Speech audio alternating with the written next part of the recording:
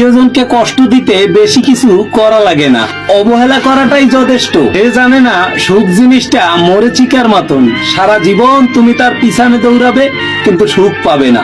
সবাইকে বলি জোর করে কারো আপন হতে যাবেন না, বিনিময়ে তার অবহেলার পাহাড়টার কষ্ট সহ্য করতে পারবেন না। টেনশন আর মানসিক চাপে তারাই বেশি থাকে যারা নিজের চেয়ে অন্যের কথা বেশি ভাবে। জীবনে পিছিয়ে পড়া ভুলের কিছু নেই, টিকিটের লাইনে দাঁড়ানোর মানুষটাও সেও এক সময় কাউন্টারের সামনে চলে যায়। ভালোবাসার কাছে পরাজিত হয়ে কত সুন্দর সুন্দর মানুষ দেখলাম সমাজে জীবন্ত লাশ হয়ে বেঁচে আছে। গভীর রাতে নিজেকে খুন করার সবচেয়ে বড় হাতিয়ার হচ্ছে চলে যাওয়া মানুষটাকে মনে করা। পৃথিবীতে কিছু মানুষ আছে যারা রাতে কষ্টে কাঁদে কিন্তু সারাদিন হেসে খেলে সবার সঙ্গে চলে। ভালোবাসার সেরে যাওয়া মানুষটা দূরত্ব 100 মাইল দূরে হলেও চোখ বন্ধ করলেই মনে হয় সে আমার পাশে। যদি ভালোবাসার মানুষ ছেড়ে যাওয়ার কলজা পোড়া গন্ধ থাকতো, সেটা যদি বাইরে বের হওয়ার সিস্টেম থাকতো, বিশ্বাস করেন এই সমাজে মানুষ বসবাস করতে পারতো না। আমি ফরাজি লিটন, কারো কাছে নিজেকে ভালো সাজানোর ইচ্ছা আমার নেই।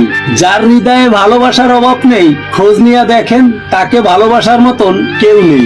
সাবধানে যেও, পৌঁছে একটা মেসেজ দিও। এই কথাটা শুনলে আমি ফরাজি লিটন এমন কারো কথা মনে পড়ে যায় যে একটা সময় আমার খুব কেয়ার করত। এখন সে তৃতীয় পক্ষের আগমনে আমাকে ছেড়ে অনেক দূরে চলে গেছে। ছোটকালে হুমায়ুন ফরিদি আঙ্কেলের যখন ছবি দেখতাম, যখন নায়ক নায়িকা ভালোবাসতো তখন খুবই ভালো লাগতো, সে আইসা বাধা দিত। বাস্তব জীবনে এসে দেখলাম সেই ভালো ছিল, সে জানতো নায়কই কষ্ট পাইবো তাই হয়তো বাধা দিত। দুই চিঠিগুলা জেগে উঠবে মাঝে মাঝে, তুমি আমি একই আকাশের নিচে দাঁড়িয়ে আছি, একই আকাশ দেখবো, অন্তত কেউ কাউকে দেখবো না।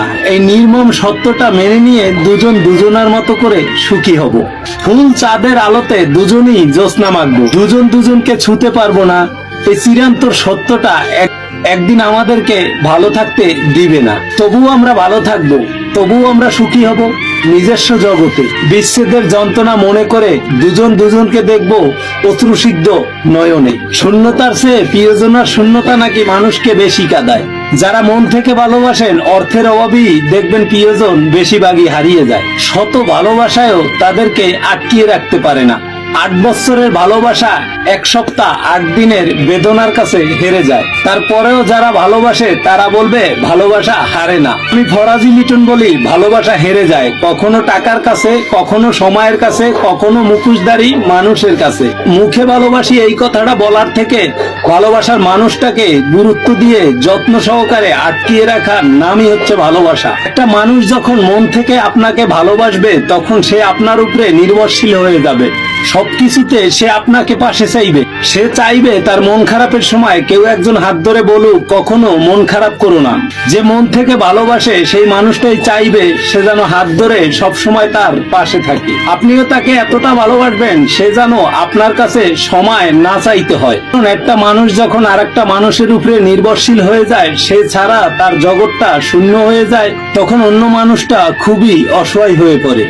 আপনি ছাড়া সে একা। তখন যদি আপনি তাকে না বুঝেন, আপনি তাকে সময় না দেন, তখন সে এতটাই অসহায় হয়ে পড়বে, সে এতটা মানসিক প্রেসার মাথায় নিতে পারবে না।